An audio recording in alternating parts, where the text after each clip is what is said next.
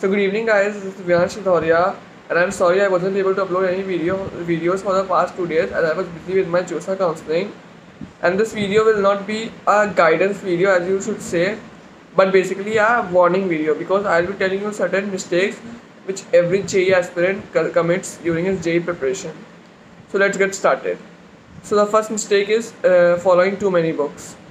अब ये मिस्टेक तो बहुत ही कॉमन है और बहुत जगह सब लोग पढ़ते हैं कि ज़्यादा बुक्स नहीं फॉलो करनी चाहिए, फिर भी सब लोग ये गलती करते हैं. जैसे कोई भी नया बंदा या बंदी होगी, वो 10th से 11th में जब छलांग मारती है तो उसको JEE के बारे में पता चलता है, तो वो कोचिंग एक ज्वाइन कर लेगी, अलग टेस्ट सीरीज ज्वाइन कर लेती है. HC वर्मा, इरोडोव और मॉरिसन बॉयल्स और MS Chauhan, Himanshu Pandey, N Awasthi and पता नहीं मैथ्स में बता दे TMH बात कर ले, सिंगेज बात कर ले, SL लूनी बात कर ले. मतलब बंदा बंदी हर टाइप की बुक लेने की कोशिश करता है, सोचता है कि मैं ये सब बुक्स ले लूँगा, 2 साल में लगा डालूँगा ये सबकी सोच रहती है और इससे भी बहुत नुकसान होता है. बेसिकली होता क्या है, देखिए आप बहुत सारी बुक्स ले लेते हैं, ठीक है. मैं तो चलो स्कूल प्लस कोचिंग गोइंग था, मैंने भी मिस्टेक की कमिट करी, बट जो नॉर्मल बंदा भी होता है वो कोटा में जाता है और 7 दिन खाली कोचिंग करता है. उसके पास इतना टाइम नहीं होता कि सब बुक्स लगा ले. वो भी 2 साल में मैक्स टू मैक्स अपना कोचिंग मटेरियल, कुछ टेस्ट सीरीज जो कि उसकी कोचिंग की है और एक बुक मैक्सिमम कर सकता है. मैथ्स की, फिजिक्स की और केमिस्ट्री की 3 ब्रांचेस है, तीनों के अलग अलग बुक में मान के चलता हूँ. इतना मैक्सिमम एक बंदा कर सकता है 2 साल की प्रिपरेशन में. लेकिन अगर बंदा इससे ज़्यादा ले लेता है तो उस पर एक प्रेशर ऐड ऑन हो जाता है कि यार मैंने इतनी बुक्स खरीद ली हैं, मुझे ये सब करना है, ये वो. तो उस प्रेशर जो होता है वो बेसिकली नेगेटिव रिफ्लेक्ट होता है रिजल्ट.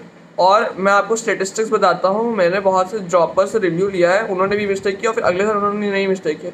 तो क्या फ़र्क हुआ, बेसिकली ये मिस्टेक ना कमिट करने से आपकी रैंक हाफ हो जाती है. जैसे मेरी रैंक थी 4427, मैंने तो खैर इतनी भी हद तक मिस्टेक ही नहीं की, फिर भी मान लीजिए अगर मैंने मिस्टेक की होती तो मेरी रैंक आधी हो जाती. मेरी अगर 2200 में कुछ आ जाती रैंक, अगर मैंने मिस्टेक नहीं कमिट करी होती, ठीक है. और ये स्टेटिस्टिक्स है, ये मैं गलत नहीं होता, लोगों का इससे ज़्यादा भी हो जाता है, लेकिन एटलीस्ट आधी हो जाती है अगर ढंग से किताब लगाएं, ढंग का मटेरियल लगाएं. अच्छा, अगली मिस्टेक कि लोग अपने आप को पीछे समझते हैं. They think themselves as behind to certain people. मैं अपना केस बताता हूँ. मैं तो लखनऊ में पढ़ा था, तो मेरे को पता है क्या कहते हैं कि मैं CMS जाता हूँ, तो CMS की कुछ ब्रांचों में FIITJEE का इंटीग्रेटेड प्रोग्राम होता है. इंटीग्रेटेड प्रोग्राम तो आपको पता ही होगा कि जो कोचिंग होती हैं वो स्कूल का इंटीग्रेट होकर 4 साल को पढ़ाती हैं. तो बहुत से बच्चे मुझसे आगे थे 2 साल. तो मेरे को लगता था यार देखो इतने बंदे तो मुझसे आगे ही हैं, मैं इनको तो पीछे छोड़ ही नहीं पाऊँगा. मैं लखनऊ में ही हाल है, मैं बाकी लोग में नहीं कर पाऊँगा. तो मैं अपने ऊपर फालतू का प्रेशर लेता था कि मैं नहीं कर पाऊँगा उनके जितना, क्योंकि उनके पास ज़्यादा मुझसे अपॉर्चुनिटी है, उनका ज़्यादा टाइम है. और जब रिज़ल्ट आया तो बेसिकली मैं लखनऊ में 6th या 7th नंबर पे था. और उनमें से जो FIITJEE के जो बच्चे हैं बता रहा हूँ, 4 साल पढ़े थे स्कूल प्लस कोचिंग, मतलब इंटीग्रेटेड, सॉरी, उनमें से खाली 3-4 होंगे जो मुझसे आगे होंगे. तो आपको कभी ये नहीं सोचना चाहिए कि आप पीछे हैं. आप जब भी प्रिपरेशन शुरू करें आप ये मत सोचिए. अब बेसिकली जिस भी टाइम पे प्रिपरेशन शुरू करेंगे आपसे हमेशा कोई ना कोई आगे ज़रूर होगा. ऐसा कभी नहीं हो सकता कि आप हमेशा आगे हो. जो AIR-1 भी था और जो AIR-1 है वो भी पहले अपने टेस्ट में, ऐसा नहीं कि हमेशा हर टेस्ट में फर्स्ट आता था, वो भी सेकंड आया है.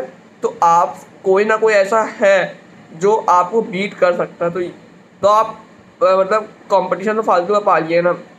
जब कोई ना कोई हमेशा मिलेगा आपको जो आपसे ऊपर है, तो क्या है कंपटीशन.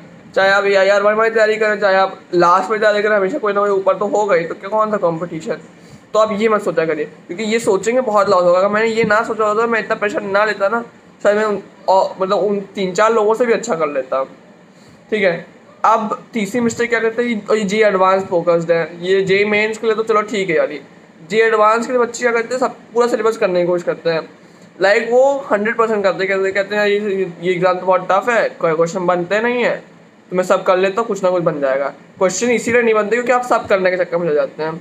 लाइक अगर आप 60% सिलेबस करते हैं मतलब ढंग से, 2 साल आप एक काम कीजिए 40% छोड़ दीजिए, जो आपको नहीं आता उनको छोड़ दीजिए 40%, खाली आप 60% सिलेबस करिए, लेकिन उसको इतना अच्छे से करिए, इतना अच्छे से करिए कि अगर एग्ज़ाम आएगा तो उस 60% में से मैं 55% फोड़ दूंगा। और अगर आपने 55% भी फोड़ दिया ना तो आपकी 2000 के अंदर रैंक तो पक्की है। और अगर इस साल का पेपर जैसा पेपर कोई आ जाए तो आपकी तो 1000 के अंदर रैंक पक्की है। इस बार तो 50% पे शायद 900 या 800 रैंक आई थी, मेरी खुद 39% थी, तब मेरी 4427 आई। अब सोचिए कितना लो स्कोरिंग पेपर स्टार्ट गया, जबकि बच्चों को एडिशनल टाइम भी मिला था। वो देखिए आप लोगों को एडिशनल टाइम थोड़ी ना मिलने वाला, आप लोगों को 2 साल का टाइम मिलेगा। और ये जो बैच है इसमें तो फिर भी थोड़ा सा वो दिक्कत आ जाती है क्योंकि ऑनलाइन मेथड से उतना अच्छे से पढ़ाई नहीं हो पाती है। तो ये चीज़ है। अच्छा, चौथी मिस्टेक जो ये तो मेन स्पेसिफिक है, बच्चे एनसीईआरटी टाइम पे नहीं करते हैं। जैसे मैं तो आईएससी का था तो I didn't care about the NCERT, और मैंने जनवरी की जेई मेंस के 1 महीने पहले एनसीईआरटी उठाई। मैं सोचा आसान सी किताब होगी। एनसीईआरटी मतलब जेई मेंस में आपसे एनटीए लिटरली बिल्कुल आपको एनसीईआरटी टिप्स पे होनी चाहिए कि शब्द याद होना चाहिए, ऐसे टेस्ट करता है वो एनसीईआरटी केमिस्ट्री। ठीक है, अब 1 महीने में वो चीज़ होने से रही तो अगर मैं थोड़ा जल्दी शुरू कर देता एनसीईआरटी, रेगुलरली पढ़ लेता एनसीईआरटी, तो मैं और बेटर कर सकता था अपने मेंस में। ठीक है, तो बच्चे ये गलती करते हैं एनसीईआरटी टाइम पे नहीं करते हैं, उससे बहुत लॉस हो जाता है उनका। अगर आप एनसीईआरटी करते हैं तो एडवांस में भी 3-4 क्वेश्चन तो एनसीईआरटी से उठ के ही आते हैं। और 3-4 क्वेश्चन का आप मतलब समझ रहे कितना, कम से कम 16-17 मार्क्स। 16 मार्क्स इनफ है आपकी रैंक 8000 से उठाकर 3000 या 4000 लाने में। इतना वैल्यू होता है जेईई एडवांस में एक एक नंबर का। ठीक है, अब अगली मिस्टेक जो बच्चे करते हैं, हार मान जाना। मतलब बच्चे बीच में ये हार मान जाते हैं। अब इसको मैं पर्टिकुलरली एक मिस्टेक नहीं कहूँगा, बिकॉज ये जनरल ट्रेंड है। 100 लोग रेस में शुरू करते हैं, एंड तक खाली 5 लोग बचते हैं। ये हर जगह का रहता है। ठीक है, अब जिधर पढ़ाई का थोड़ा ज़्यादा माहौल है उधर थोड़ा ज़्यादा और रेशियो हो जाए, लेकिन ये जनरली रहता है 100 लोग शुरू करेंगे 5-10 बचते हैं बस। तो आपको गिव अप नहीं करना है, क्योंकि देखिए एग्ज़ाम होना ही होना है, रिजल्ट आना ही आना है, चाहे जैसा भी आए। तो आप गिव अप करने से कुछ होगा नहीं, लेकिन आप ही को नुकसान होगा। अगर सोचिए आप नहीं कर पा रहे हैं और आपने गिव अप कर दिया, फिर आपने नहीं पढ़ा, मान लीजिए 2 महीने बचे एग्ज़ाम के लिए, आपने गिव अप कर दिया। ठीक है, 2 महीने आपने नहीं पढ़ा, ठीक है, तो एग्ज़ाम आपका तो फिर बेकार जाना ही जाना है। ठीक है, मान लीजिए बेकार गया, आपकी 12,000 रैंक आई। ठीक है, अब ऐसी नौबत तो आ गई आपकी ड्रॉप करने की। ठीक है, अब आप अपने आप से उस टाइम में सोचेंगे कि काश 2 महीने में थोड़ा पढ़ लिया होता, शायद 12,000 से कम मैं 600,000 खींच लेता, तो मे भी शायद मेरी ड्रॉप करने की नौबत ना आती। ये आप ज़रूर सोचेंगे अपने आप से। तो और आप अपने आप को बाद में ज़रूर ऑब्जर्व करेंगे कि आपको गिव अप नहीं करना चाहिए था। ठीक है, remember your future self is spying on you. तो आपको गिव अप नहीं करना है, वरना आप फ्यूचर में अपने आप को कोसेंगे। इतना समझ के चलिए, अगर आपने अभी गिव अप किया तो फ्यूचर में जो आपका फ्यूचर सेल्फ होगा वो आपको उस समय कोस रहा होगा, ये सोच लीजिएगा। तो ये गिव अप नहीं करना है।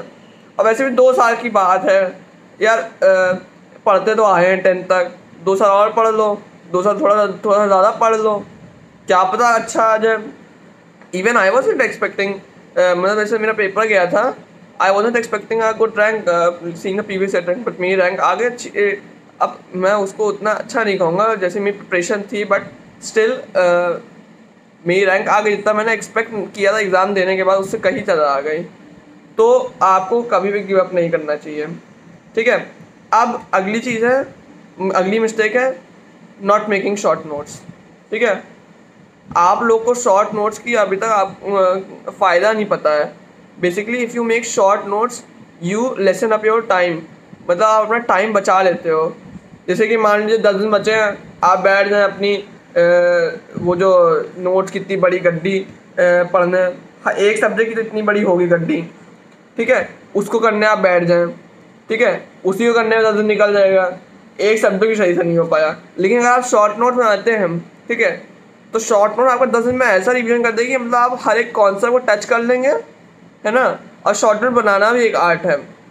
मैं इस बारे में और वीडियोस डालता रहूँगा कि which book should you prefer and which how to make short notes, but you should make short note. अगर जिसने अभी JEE 2021 की तैयारी करा, जिसने अभी तक शॉर्ट नोट बनाना नहीं शुरू किया, मेरी एडवाइस है आप पे वही शुरू करिए, क्योंकि आपकी बहुत हेल्प करने वाला है वो शॉर्ट नोट। आपको नहीं पता पर बहुत हेल्प करेगा, ठीक है। तो अब अगली चीज़, बच्चे अपने टीचर की बात नहीं मानते, तो बहुत कॉमन चीज़ है। जबकि इसका उल्टा करना चाहिए, ठीक है। आप एक कोचिंग के टीचर, आपसे ज़्यादा एक्सपीरियंस है, कुछ के 99% तो IITian ही होते हैं। तो जो बंदा कर चुका है वो चीज़, वो अगर आपको गाइड कर रहा है तो कुछ गलत थोड़ी ना बताएगा। और आपने तो कभी आज तक एग्ज़ाम भी नहीं दिया उसका, तो आप कैसे सोचते कि जो आप कर रहे हैं या आपका जो फ्रेंड बता रहा है जो आप के साथ है वो सही है, उस टीचर की बात सही नहीं है। तो आपको हमेशा अपने टीचर की बात माननी चाहिए, ठीक है। अगर उसका आपकी बात उसको बहुत हाइपोथेटिकल लगती है, से मान ले वो टीचर बोले कि आपको रोज़ 100 क्वेश्चन लगाने, अब वो कोई गलत नहीं बोल रहा है, क्योंकि क्वेश्चन सॉल्विंग एक चीज़ होनी चाहिए। लेकिन अगर आपको लगता है आपकी कैपेसिटी नहीं 100 क्वेश्चन करने की, ठीक है, तो आप 50 कर लीजिए। 50 नहीं कर पा रहे 20 करिए, लेकिन टीचर ने बोला है कंसिस्टेंटली 100 क्वेश्चन लगाइए। आप 100 ही लगाए तो 20 क्वेश्चन लगाइए, लेकिन कंसिस्टेंटली लगाइए। टीचर की बात मानिए जितनी ज़्यादा हो सके, ठीक है। अब अगली चीज़, जो अगली मिस्टेक जो बच्चे बहुत ज़्यादा करते हैं वो है नॉट स्टिकिंग टू सिलेबस, और ये केमिस्ट्री में बहुत ज़्यादा होता है। जैसे मैंने भी मिस्टेक करी है। जैसे ऑर्गेनिक केमिस्ट्री में क्या होगा, मतलब दुनिया भर की रिएक्शन पढ़ा दे रहे थे। इलेक्ट्रॉन मनासे हो गई, आपकी डाई एल्डर सिंथेसिस हो गई, आपकी सिन एलिमिनेशन हो गई, और पता नहीं कौन कौन सी रिएक्शंस। मतलब अभी आप पढ़ेंगे डिकमैन कंडेंसेशन, अभी आप पढ़ेंगे, आपको बहुत सी रिएक्शन, अगर आप सीरियसली ऑर्गेनिक अब पढ़ेंगे।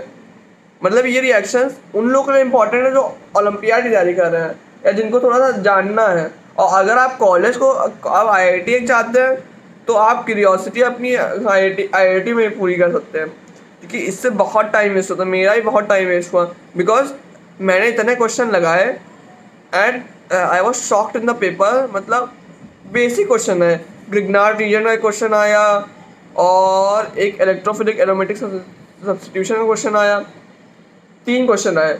तो एडवांस पैटर्न को समझिए। वो आपसे कभी भी ये डिकमैन कंडेंसेशन फलाना ढमाका नहीं पूछेगा, वो आपसे वही पूछेगा जो बिल्कुल बेसिक है, लेकिन ऐसा पूछ देगा कि आंसर बहुत कम लोग कर पाते हैं। So thank you, this was all from my side. I'll be giving more tips on this channel, so do please like this video, share it, subscribe to the channel and press the bell icon. Thank you.